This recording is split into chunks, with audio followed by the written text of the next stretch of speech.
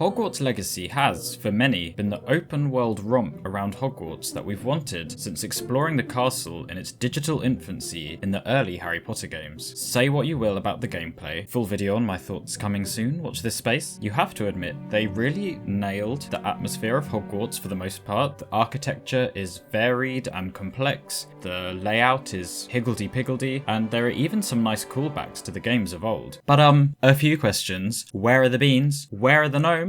And where are the wizard cards? Okay, it obviously would have been great if they could incorporate everyone's favourite things about the old games into Hogwarts Legacy, but obviously that's not their priority. And actually, finding all the field guide pages is a kind of nice alternative to wizard cards, as they're still mostly hidden secrets, with a cute picture and little tidbits of info about what they are depicting. I also love that they are actually in front of the objects or places they are describing, and honestly, whenever I've seen a statue or painting, which is like every 5 seconds in this damn game, I'm smashing Revelio to see if there's any hidden pages, just like you should be smashing that like button. But it led me to think, I wonder how many of the characters on the wizard cards are depicted in Hogwarts Legacy. Okay, so all 101 cards, as far as I'm aware, were decided and created by she who must not be named. I believe the artists were provided with a name, a time period, and a brief description of the character, as I was told when I spoke to one of the artists for the wizard cards for the games, Jeff Willis. Check out our interview if you haven't watched it already. It was a lot of fun, actually. With all the characters therefore being created by the Grand High Witch herself.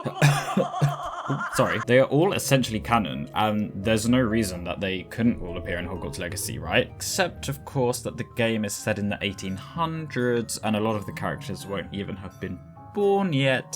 So we can disregard Harry, we can disregard Dumbledore, we can disregard all billion of the weird sisters. We're still left with a whole bunch of cards though, many of which are obviously not going to show up in the game. However, I did do some scouring of the Harry Potter wiki, and I've established that there are a good number that feature in the game. I literally spent like an hour the other day when I should have been doing my own work looking up all of this, so you're welcome. Let's have a look, shall we? Okay, let's start off with some of the more obvious ones, and those which you are likely to see right near the beginning of your playthrough. The 4 Hogwarts founders are found on gold wizard cards from the Gold Wizard Card Challenge, where they are lovingly blown up to giant 4D versions at the end of the level. Now, in Hogwarts Legacy, I'm a Ravenclaw because I'm really smart. And there's a white marble statue of Rowena Ravenclaw in the common room with braided hair and her classic Horcruxy tiara, at odds with the wizard card depiction of her, where she wears this medieval hat thing. I've tried Googling to find out what this hat style is called, and I can't find it, so hat thing it is. I don't have access to the other 3 common rooms because I'm not arrogant, not evil, and not dumb. Just kidding. Your house is valid. Bleh.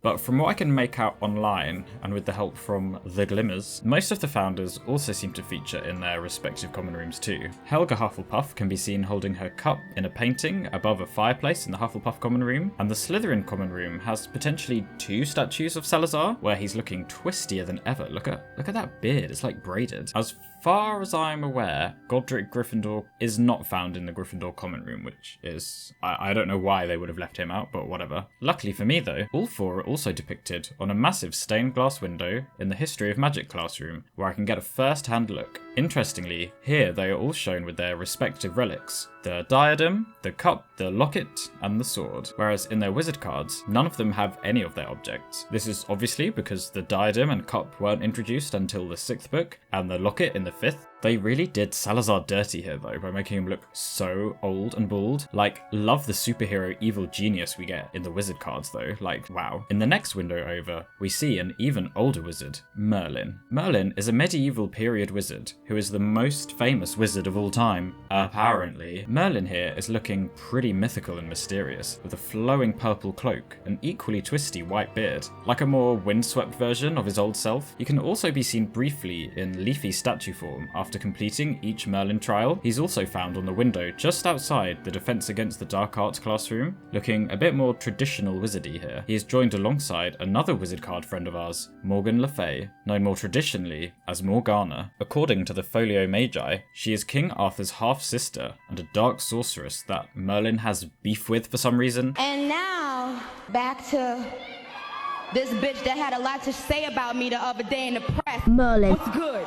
We're all in this industry. She does look pretty scary and powerful in her original wizard card, almost regal looking, whereas here she is a bit more standard witch looking, but with a lovely matching blue cloak and hat combo, I must say. Gorgeous. Next we move up to an equally colourfully depicted lady, Wendelin the Weird. Another medieval period witch, Wendelin was alleged to have enjoyed being burnt at the stake so much that she allowed herself to be captured an indeterminate amount of times in various disguises, where the number seems to change from 14 to 47 depending on who you ask, and there she is gleefully grinning away as she burns to death. Except apparently she was quite adept at casting a flame freezing charm, rendering the flames completely harmless. Another fiery lady can be found throughout the castle, and indeed all over the bloody billion-acre map, where she literally refuses to shut the up. Off on another adventure, are we? How nice to see you, my young friend. I've always said that travel broadens the mind. Ignatia Wildsmith, the inventor of flue powder, can be seen as a plaque accompanied with a flue flame across Hogwarts, Hogsmeade, and the many, many hamlets and paths surrounding the grounds. Honestly though, as annoying as she is, I do kind of like her. I'm sorry. Also, her wizard card has her looking like a cross between an evil Disney queen and a dried up onion, so the next few cards to be found are all in statue form. And you know how many bloody statues there are in this castle? The whole time I played this game, I was just like constantly looking at the statues to work out if they're supposed to be someone recognizable or not. Luckily, the first one here I just stumbled upon on the way to potions, and rather fittingly, the character depicted is the medieval potion maker Gregory the Smarmy, creator of Gregory's Unctus Unction, a potion that persuades the drinker that the giver is their very best friend. No. Apparently, he used this concoction to gain the confidence of King Richard, where he then used his new royal friendship to make his fortunes. Behind the statue supposedly lies a secret corridor that leads outside of Hogwarts, which Fred and George managed to discover in their first week at Hogwarts, of course. Unfortunately, no such passage is to be found in Hogwarts Legacy, so we move on to a statue that does still have a secret passage. The One-Eyed Witch statue, also known as Gunhilda of Gorsmore. I'm not sure if that's how you pronounce it, Gunhilda. This single-eyed hunchback witch is famous for developing the cure for dragonpox. Dragonpox, being similar to the poxes that muggles get, has the added benefit of leaving the infected skin green and pockmarked, and sparks coming out of the nose when sneezing. For students at Hogwarts though, she is probably better remembered for her statue on the 3rd floor, which upon tapping her hump with a wand and saying the password Descendium, a secret passage to Honeyduke's sweet shop in Hogsmeade is revealed. This tunnel shows up in the quest Descending for Sweets with Gareth Weasley. I literally can't take him seriously with the name Gareth Weasley.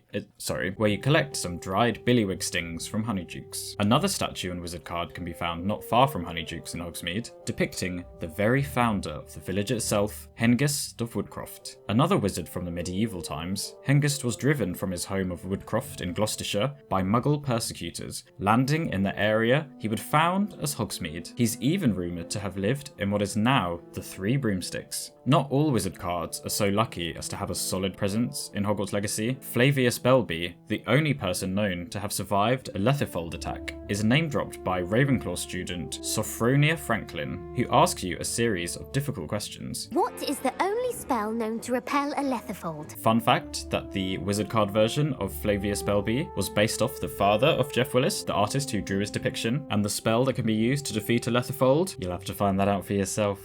I haven't got to that bit yet, so I also don't know. There is one other card that I found that shows up in Hogwarts Legacy, Saccharissa Tugwood. I love that we get an actual character in the game based off a wizard from one of the wizard cards. I think it's so cool. In Legacy, Saccharissa is a girl boss who wants you to join her beauty cream MLM. I have an exciting business proposition for you. And help her find some booba-tuber pus to use in a product that is guaranteed to get rid of your prepubescent pimples. And indeed, in her wizard card, she is remembered for her beauty potion and her use of booba-tuber pus. Love how her card shows an even more glam version of her, in case you ever doubted her potion's effectiveness. And yeah, that about covers all the cards I was able to find in the game. I would absolutely love to know if any of you have found any more of the cards characters in the game. I mostly just had to go off what I could find on the wiki and find myself in the game. And I'd also like to hear your thoughts on the game too down below in the comments section. And just a final reminder, that we do not support the views of JK Rowling here at Glimmer Industries, and I've also included some UK and local London-based charities and causes that mean a lot to me down below in the doobly-doo, as well as all my socials if you wanted to follow me on any of them. And finally, thank you so much for watching, and I'll catch you in the next one. Bye-bye! Oh, this is the 3 broomsticks. Oh, look, the font is like the old Harry Potter merch font. That's nice. I like that. I should be making a list so when I do a video of like nostalgic things,